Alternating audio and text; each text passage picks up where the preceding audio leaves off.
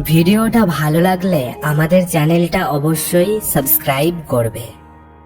একলা জীবন একলা মরণ, একলা কেন ভয়, এই পৃথিবী মুখোশ ঘেরা কেউ তো কারো নয়।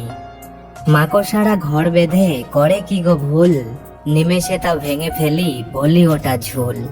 জীবনের এই গল্পটাতে এখনো কিছু বাকি, সুখ নামক মুখোশ করে দুঃখ লুকিয়ে রাখি।